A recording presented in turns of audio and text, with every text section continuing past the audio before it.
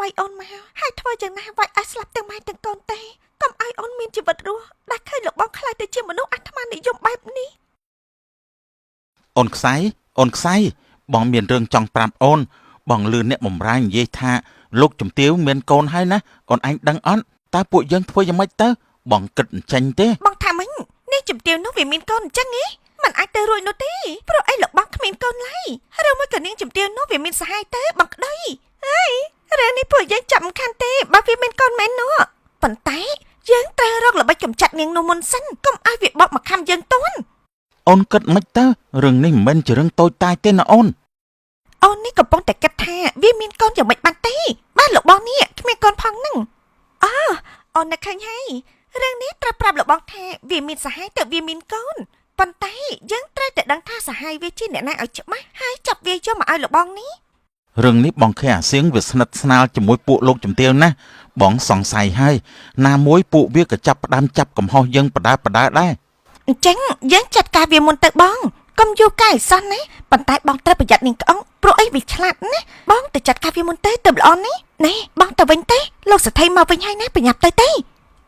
អូនឯងធ្វើអីជាមួយនឹងក្ដោយនឹងគឺអូនប្រើវាឲ្យទៅទិញរបស់មកឲ្យអូនតិចនឹងណាលោកបងហើយនេះលោកបងហត់ដែរទេលោកបង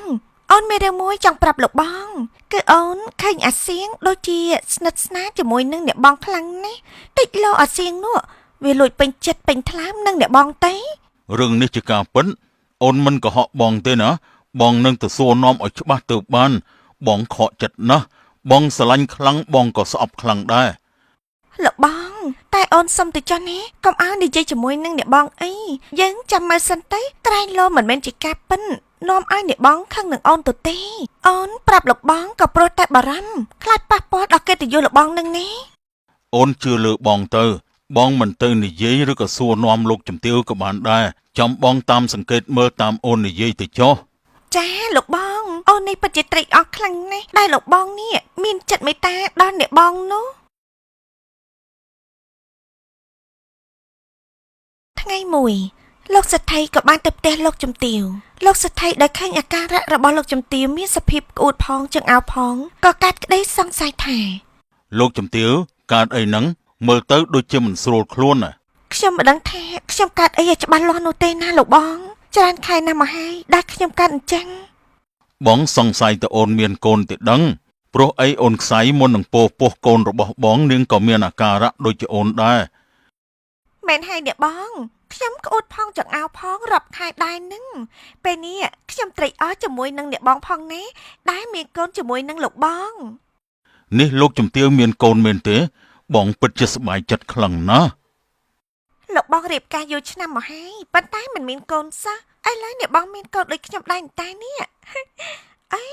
កុំប្រាប់ថាអ្នកបងណែនាងឯងនិយាយចង់បានន័យថាយ៉ាងម៉េចហ៎គឺបានន័យថាលោកបងភ្លេចរឿងដែលអូននិយាយជាមួយលោកបងថ្ងៃមុនហើយតែមែនទេឥឡូវអ្នកបងមានកូនឲ្យលោកបងហើយតែលោកជំទាវពួកយើងរៀបការជាមួយគ្នារាប់ឆ្នាំហើយមិនដែលមានកូនទេហើយឥឡូវនេះមិនក៏ស្រាប់តែមានកូនទៅវិញនេះយ៉ាងម៉េចនឹងតើឪពុករបស់កូននេះជានរណាទៅមែនហើយលោកបងខ្ញុំនេះដូចជាមិនទុកចិត្តតតែសោះនៅសុកក៏មានកូនតិចលោកកូនសហាយទេមែនទេអ្នកបងនេះលោកបងនិយាយពីអីហ្នឹងខ្ញុំមិនដែលមានសហាយស្មន់ជាមួយអ្នកណានោះទេលោកបងកុំមកចាត់អូនប្តេជ្ញាកូននេះគឺជាកូនរបស់លោកបងនេះមែនហើយលោកសេដ្ឋីកូនក្នុង